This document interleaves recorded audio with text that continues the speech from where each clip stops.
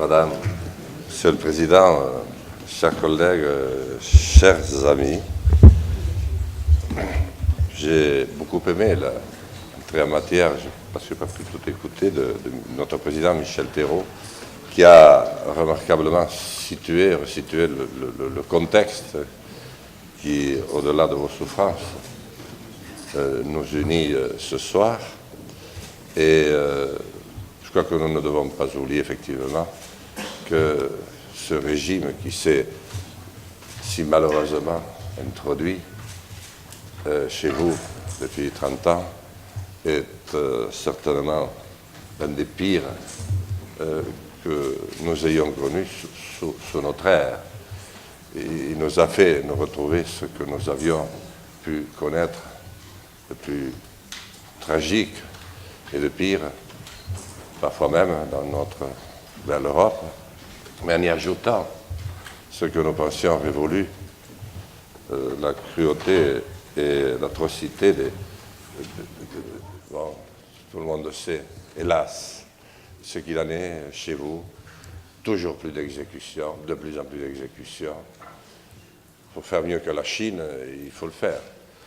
Des mineurs, de plus en plus de mineurs, des femmes, avec une situation des femmes telle qu'on n'ose même pas la décrire, aucun respect de ce qui pourrait ressembler de près ou de loin à la Constitution des droits de l'homme, et tous les organismes qui suivent la situation des hommes à travers le monde sont affolés, non plus de qualificatifs pour dire ce qu'il en est chez vous.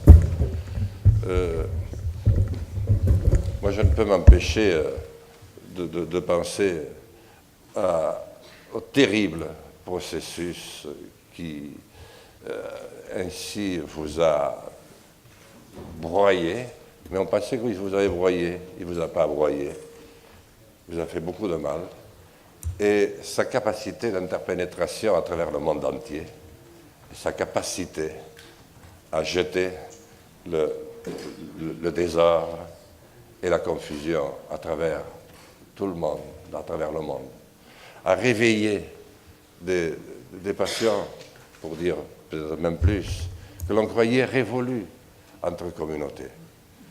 Oui, Madame la Présidente, je pense que vous, dont votre visage illumine et donne l'espoir, la flamme de l'espoir n'est pas éteinte et ne s'éteindra jamais en regardant votre regard.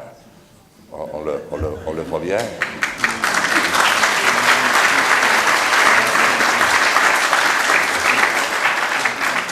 Ce cercle qui ne cesse de grandir, Monsieur le Président Leroux, dans cette salle mythique, Colbert, de tous les parlementaires, elle va être trop petite. C'est aussi pour nous, députés de France, un signal très heureux. Ça veut dire qu'au pays des droits de l'homme, de celui qui, le premier, a eu le courage de déclarer qu'il était souverain, il y a quand même des impulsions profondes qui restent et qui nous animent. Nous sommes obligés, cependant, de nous interroger sur la manière dont il faut sortir de tragédies telles que ceux que vous vivez. Nous avons à peu près tout essayé au cours de ces décennies, un peu partout. Et on voit bien que les interventions extérieures, si elles ne sont pas inspirées, si elles ne sont pas animées du désir d'accompagner les résistances intérieures, sont très difficiles ensuite à faire aboutir.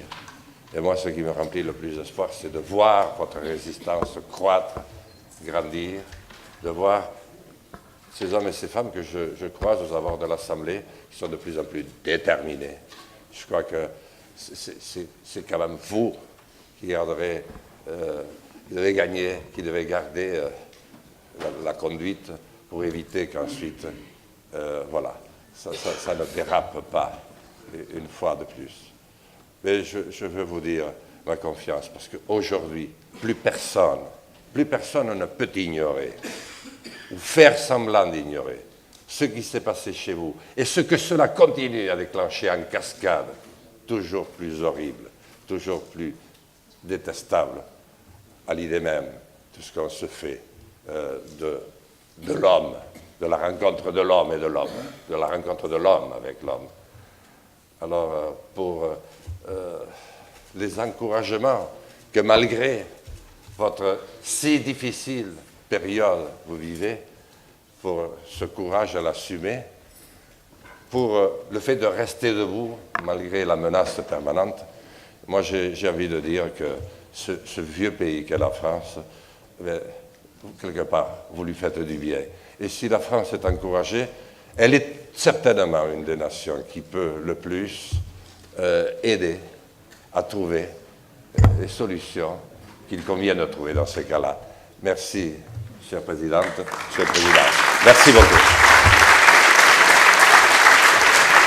Merci. Je vais demander à